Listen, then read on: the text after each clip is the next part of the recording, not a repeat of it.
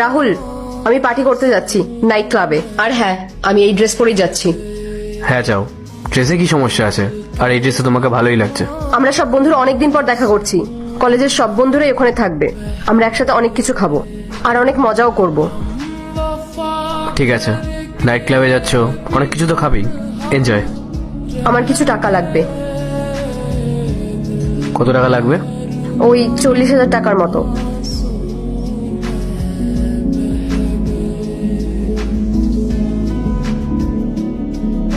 আমার কাছে তো ক্যাশ নেই।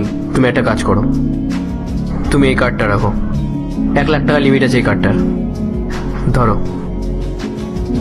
আর শোনো, এই কার্ড থেকে আমি যত টাকাই খরচা করি না কেন, তার কিন্তু কোনো হিসাব দেবো না আমি তোমাকে। আমি তোমার কাছ থেকে হিসাব চাইনি, তুমি যত ইচ্ছা খরচা করো। আর হ্যাঁ, রাতে কিন্তু আমরা অনেক কিছু খাবো। হয়তো বাড়ি ফেরাটা সম্ভব হবে না, তাই আমি বন্ধুর ফ্ল্যাটেই থাকবো।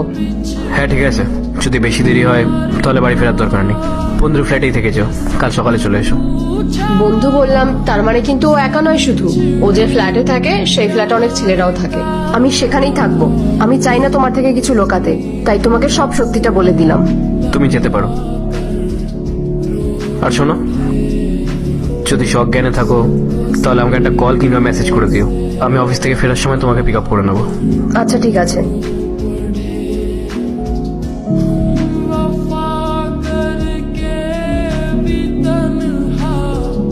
দূর, আমি আমার হাজবেন্ডকে নিয়ে আর চলতে পারছি না। কেন, কি হয়েছে? তুই আমাকে বল যে কি হয়নি। আমি এরকম একটা ড্রেস পরে আছি, এই ড্রেসটা পরে আমি আবার নাইট ক্লাবে যাচ্ছি। ওর কাছে যখন আমি টাকা চাইলাম খরচা করার জন্য, ও আমাকে পুরো এই ক্রেডিট কার্ডটা ধরিয়ে দিল।